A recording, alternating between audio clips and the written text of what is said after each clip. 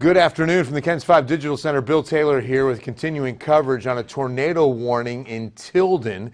McMullen County is the county of interest, two counties to our south. So on the other side of Atascosa County from San Antonio is McMullen County, and an unusual tornado warning. I have to be honest with you. I mean, we've seen good pounding torrential rains in San Antonio off and on all day. But and that's going to probably continue for about another hour to an hour and a half, and then we'll start seeing things end from west to east for the city. But farther south, and we get this little squall line, and some rotation has shown up. So this is not a confirmed tornado by a trained eye. That would be a National Weather Service spotter. That would be a law enforcement official. And this is just rotation picked up on the radar. So it's what we call radar indicated rotation down towards Tilden. So you can see that it's in effect until 3 p.m. So we have it for at least another 10 to 12 minutes here. But I want to keep an eye and make sure that we're keeping you ahead of this storm. It's moving east at about 15 miles per hour. So look at this little squall line that formed down here in McMullen County. Now I'll give you some locators. If you take Highway 16, Bandera Road in the city, 16 goes to Poteet. You take it farther south through Atascosa County into McMullen County, and that's where we get into Tilden, Texas. And notice to the left, there's Cotulla. That's going to be along Highway 72. Actually, Highway 97 is what you see there, but 72 and 16 is where we're intersecting for Tilden. I want to give you as many locators as possible because we just don't have a whole lot of communities in this area. So the blessing on where this is occurring, it's always about location, right? Well, that's a good thing in this case, that it's in a very sparsely populated area of McMullen County. South of Tilden is where the rotation is being picked up. So let's get in here nice and tight and see what we've got. And you can see that little twist on the reflectivity. Okay, reflectivity is all the colors that you're looking at.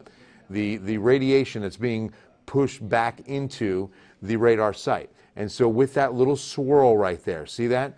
That's what we're watching very, very closely. So let's get in here with what we call velocities, okay? The velocity is going to show you exactly what we're looking at with gate-to-gate shear. We want to see where the green and the red are knocking up against each other.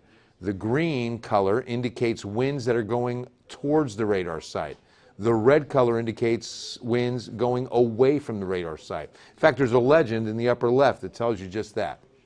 Where they match up, okay, is where we have what's called gate-to-gate shear. Within that line, you want to see the notch. Once you start seeing that little spin, that's where we have what could be a tornado. So if you look right in that spot right there, and you can see what I'm talking about, that's the little swirl, that's the little twist that could be a tornado. It's at least rotation. Remember that radar technology has the ability to pick up where the water's being spun around, where the rotation is occurring. So it might not be a tornado on the ground, but at the very least, we definitely have rotation. We definitely have a spin inside this supercell thunderstorm that could be forming a tornado, or like I said, put one on the ground. Now this is something, as I mentioned, that was not expected at all, because we have a very tropical environment. We have this upper level energy that comes in at times from the west and kicks up these dangerous squall lines. So this was unusual to see this kind of rotation in this thunderstorm this afternoon.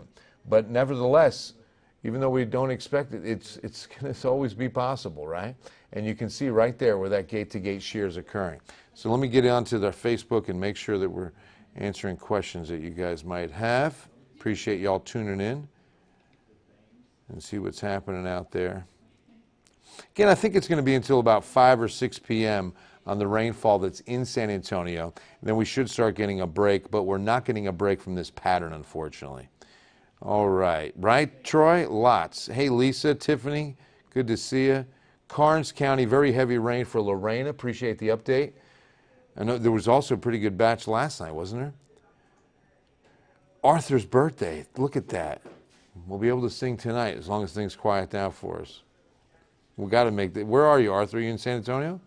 Sound like your allergies are improving. Yeah, they are, Gina. Thanks so much. Appreciate it. Mother Nature throwing a curveball. Yeah, no kidding. And I mean, I guess with thunderstorms, you always have that opportunity. When you have a tremendous amount of updraft and a tremendous amount of downdraft and that kind of wind energy, a vortex is always going to be possible. And I think that's what's happening here. I mean, the rest of the conducive environment is just not in place.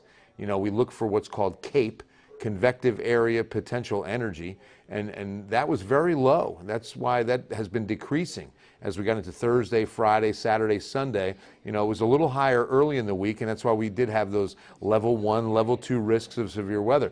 But now the CAPE, not as significant today, and even moving forward, not as significant in the forecast. But as this moves east, it's only moving at 10 miles per hour. So what I like to do or 15 I should say, what I like to do from this vantage point is give you an idea of where it should be over the next few hours. So let's lose this arrow just to get that out of our way and just give you a storm track on the most recent radar image. So again, we're south of Tilden. Another blessing is that it's not hitting the most populated area of McMullen County. Tilden's the county seat. You can see where Fowlerton, Three Rivers, and George West are located. We're about 2 counties south of San Antonio. So if you're new to the city, Bandera Road, Highway 16, that takes you north to Bandera, well, this is where it takes you south. You go through Atascosa County, right into McMullen County and the town of Tilden. So if we fan this out from where we're picking up rotation to the east, this is only 15 miles per hour, and look at that. I mean, I've got a lot of real estate in this track, and we're only picking up 2 communities, George West High School and the town of George West at 424. And so the most violent part of this thunderstorm is expected to stay south of Three Rivers as it moves east towards George West. So yeah, from Jourdanton, farther south, yeah, definitely. When's the next round? So Megan, tonight and tomorrow should get a little bit of a break and get more into a scattered storm situation. This Thursday's been very wet, 1 to 3 inches in San Antonio. We actually have what's called an aerial flood advisory in effect for San Antonio. So it's the infant stage of the flood warning family, if you will. You start with a flood watch. That's not in effect. We do not have a flash flood watch. We do not have a flash flood warning. Instead, aerial flood advisory, which basically means there's water on the roads. You're going to hide your plane if you're going too fast. Be very careful. Slow down. In fact, this afternoon after lunch, I was on I-10. We were literally doing 20 miles an hour. I mean, all traffic is going very slow because of ponding on 10. You know, right where Huebner Oaks is, you know, where the Strand is located. You're between pretty much Fredericksburg and Huebner area exits of I-10. Yeah, I was coming towards Callahan and Medical, so, you know, just north of the 410 interchange, and there's a lot of ponding. So please be real careful. If you know anyone that needs to travel this afternoon, please be real careful too. If you could just sit tight and let some of this water recede after the rain, it's probably going to be about 5 to 6 p.m. We'll start seeing that rain come to an end in the city, and then deal with some scattered storms after that heading into Friday. Flooding on the property in front of you. Where are you, Samantha? Starting to come up onto your property. So south, I was reading that around Lemming in Atascosa County, they're getting a lot of water over roads there. So that's going to be something. In fact, why don't we just check on that here shortly. Let me get radar back up for you so we can look at that together and see what we're dealing with. Again, tornado, if you're just joining us, this is a tornado warning until 3 p.m. McMullen County, 2 counties to our south here in the city. This warning issued by the Corpus Christi office of the National Weather Service. Okay, so see, there's the warning. But what I'd like to do from this vantage point, let's go back to the radar, and you can see right there. Okay, that we've got this tornado warning in effect till 3 p.m., affecting about 851 people. When you see people affected, I want you to know that what the National Weather Service does, and I think it's a great tool, and that's why we put it up there, puts the estimated population within the polygon. That's not the population of McMullen County. That's the population within the polygon that tells us how many people are affected with this current warning. Okay? And I love that sophistication. Over the last 8 to 10 years, they started doing polygons instead of just county warnings. Because I remember a time where this warning would just be McMullen County. And so if you were in McMullen County, you'd be under this warning. And you wouldn't know exactly where. But now with the polygon, you at least know where that warning area is, where the area of concern remains for another, well, now we're down to 3 minutes right now. So I want to give a shout out to one of our directors, a shouty to Jesse Pettis. Are we ready to go at 3? Yeah, we're going to go up on Ken's 5 and right from here. So this coverage will not interrupt here on YouTube, Facebook, Roku, and the Ken's 5 app. But what we'll do is let our friends know that are getting ready to watch Ellen that we've got a tornadic thunderstorm down to the south. And remember, at 3 p.m., that's why I want to make sure it's about that top of the hour. We just see what the Corpus Christi office decides to do with this warning. So while we're here, before we go back to this for that live hit on Ken's 5 television, I want to show you some computer guidance on what we expect to see moving forward. Now, so far, this is going to be the HER model. The HRRR has done a decent job. You can see that the strongest storm is down to the south. This is initializing really well. So if we have confidence in what it's showing us in the current picture, we have confidence in what it's going to tell us moving forward, right? That's how these models initialize well. And there's the rain. Boy, we're dry at 6 with cloudy skies, heavy rain for Gonzales. Beeville is the line on that tornadic thunderstorm. It's going to be in Beeville at 6 o'clock. But look at how quickly things have ended from west to east for the city and metro. Now it pushes to the Texas coast. Heavy rain moving into Victoria, Port Lavaca, down to Corpus Christi and Port A. We stay cloudy with some scattered chances of rain. This is the midnight radar. We're 1 minute out, thank you.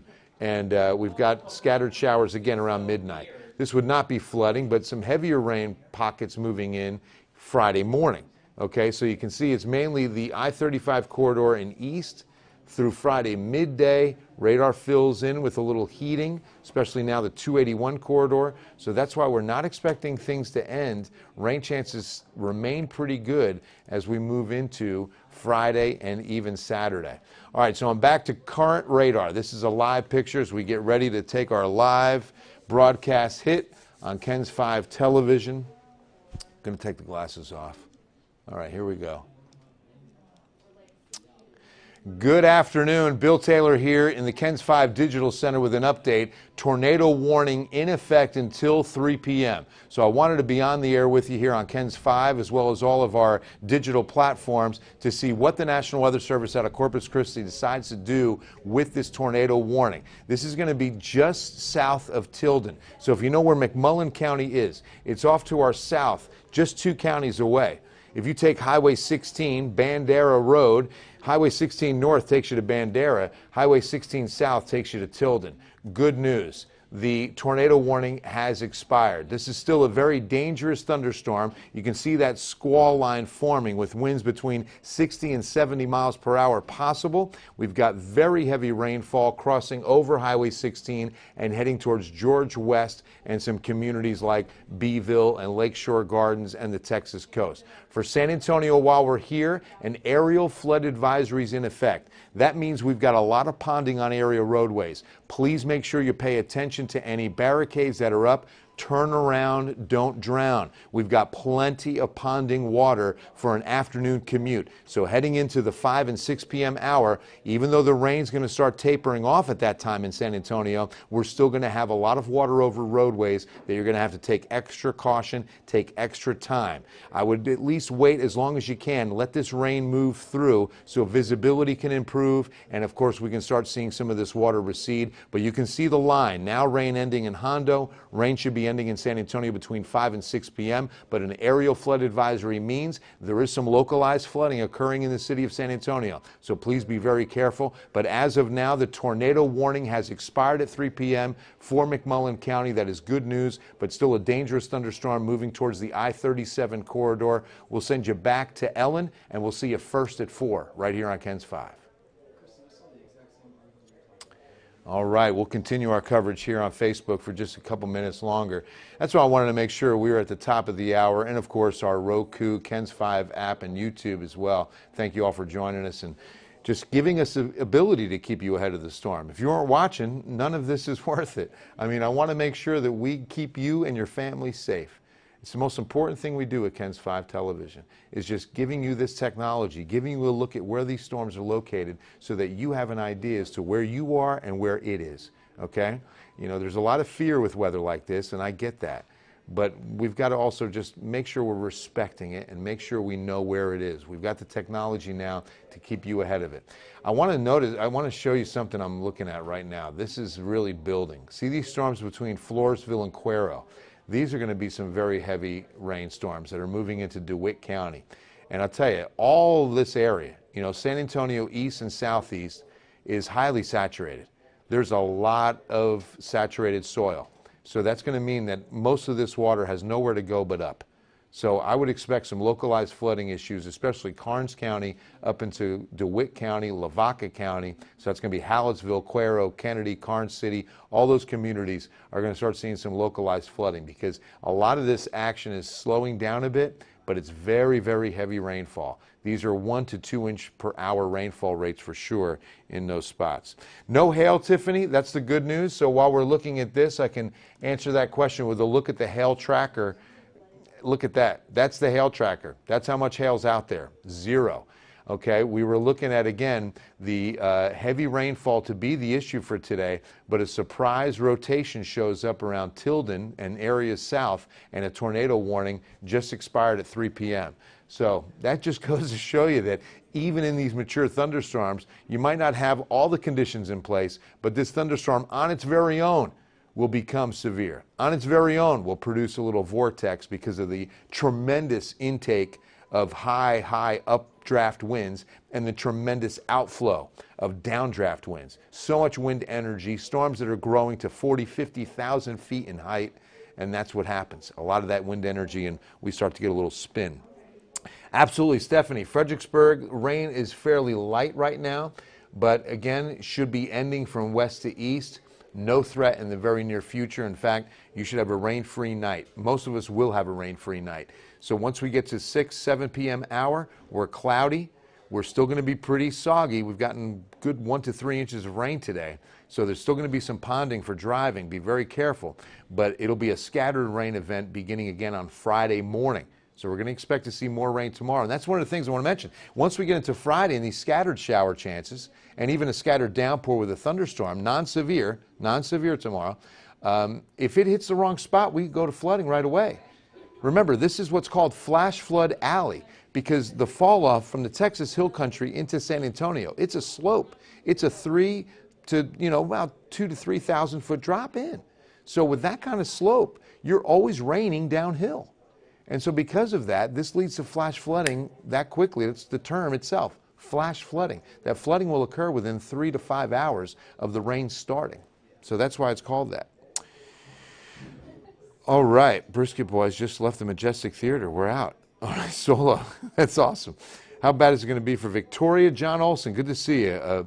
A faithful watcher. It's going to be some heavy rain, I would say, by 6 p.m. there, maybe even by 5. It's coming in from the west. You can see it filling in. Karnes and DeWitt counties are pretty much blanketed, so it's going to definitely be in Victoria by 5 or 6 p.m. Nothing severe, just good heavy rainfall. The severe storm is about to cross over 281 now and on its way to I-37.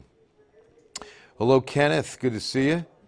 181 south coming to Pettis. Tornado warning is gone. Yes, Jamie, absolutely. Tornado warning has expired, so that's good news.